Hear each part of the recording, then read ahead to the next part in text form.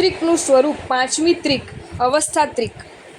અવસ્થા એટલે જીવનની ઘટનાઓ. માણસ પોતાની જિંદગીની નાની મોટી ઘટનાઓને વર્ષો સુધી વાગોળ્યા કરે છે. એપેન્ડિક્સના નાનકડા ઓપરેશનને બીજાઓ પાસે વારંવાર ગાગા કરશે. પોતાના લગ્ન પ્રસંગને વિડીયો કેમેરામાં કેચઅપ કરીને વર્ષો લગી ટીવી પર ડોળા ફાડીને જોયા કરશે. નાનકડા સ્વીટુનું દૂધ પીતો ફોટો પાડીને લેમિનેશન કરાવીને દિવાલ પર ચિપકાવી રાખશે.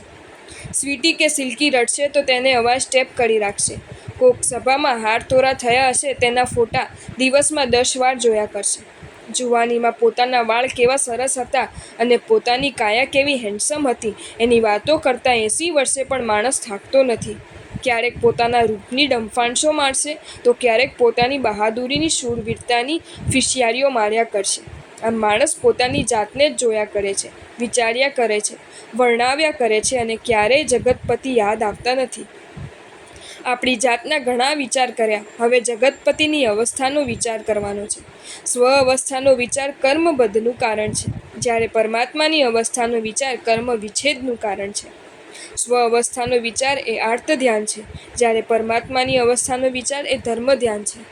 બાલ્ય અવસ્થાથી માંડીને નિર્વાણ પર્યંતનું પ્રભુનું જીવન એક ચમત્કાર છે.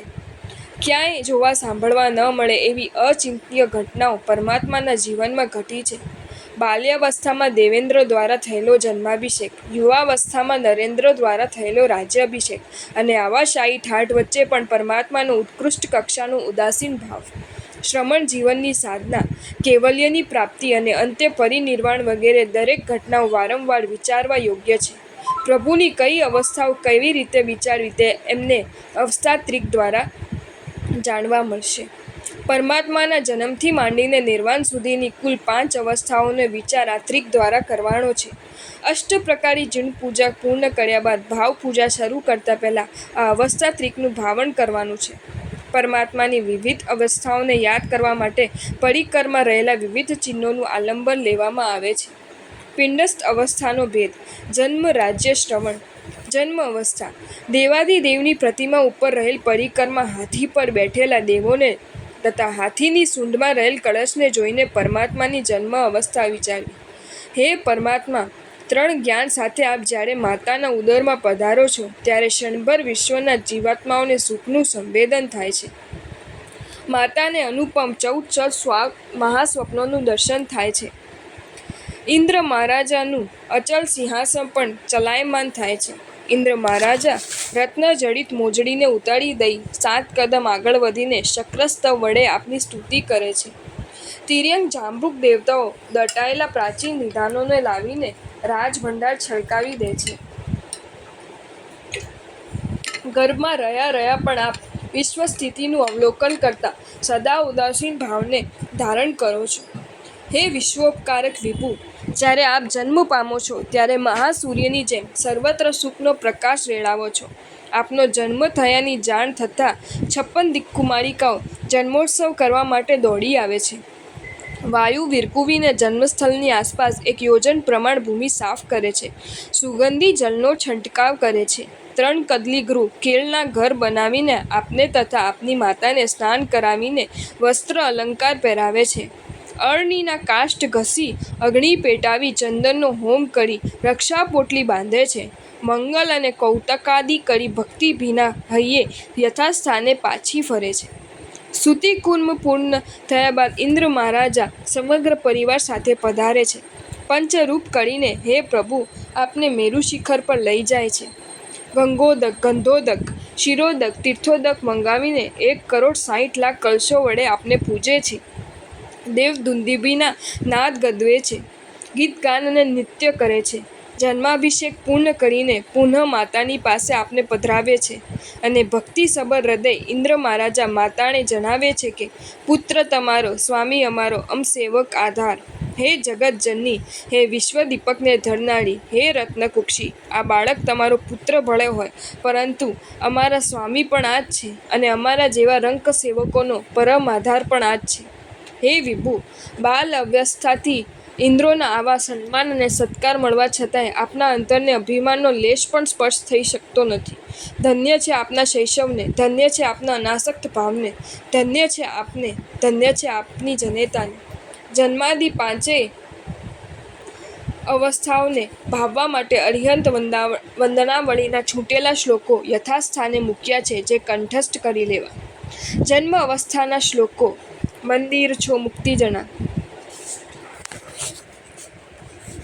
રાજ્ય અવસ્થા. પરિકરમાં માળા પકડીને ઊભેલા દેવાત્માઓને જોઈને પરમાત્માની રાજ્ય અવસ્થા વિચારવી. હે રાજેશ્વર, આપ રાજ્ય કુલમાં જ જન્મ પામ્યા હતા. આ જન્મ આપ વિશાળ સત્તા અને સમૃદ્ધિના સ્વામી હતા. બાલ્ય વયમાં અનેક રાજકુમારો આપની દોસ્તી કરીને સદા સેવક બનીને રહેતા હતા. 5 પ્રકારના ઇન્દ્રિય સુખો હાજર હોવા છતાં એમાં આપ ક્યાંય લેપાયા ન હતા. વિરાટ રાજ્યલક્ષ્મી મળવા છતાંય ભોગી ન બનતા આપે યોગી બનવાનું પસંદ કર્યું હતું. વિવાહનું મીંઢળ અને રાજ્યનું તિલક ધારણ કરીને પણ આપે કર્મનું કાસળ કાઢવાનું જ કામ કર્યું હતું. યુવા અવસ્થામાં આવા ઉત્કૃષ્ટ વૈરાગ્ય ભાવને ધારણ કરનારા ઓ રાજેશ્વર, આપના ચરણે કોટી કોટી વંદન. શ્રમણ અવસ્થા. પરિકરમાં રહેલ જીન પ્રતિમાજીનું મુંડમસ્તક કેશ રહિત જોઈને પરમાત્માની શ્રવણ અવસ્થા વિચારવી. હે મુનીશ્વર, આપની દીક્ષા અવસરની જાણ થતાં 9 લોકાંતિક દેવો આપની સેવામાં ઉપસ્થિત થાય છે અને આ પ્રમાણે વિનંતી કરે છે. જય જય નંદા, જય જય ભદ્દા, જય જય ખત્તિય વર વસાહા. હે પરમ તારક પ્રભુ, આપ જય પામો, જય પામો.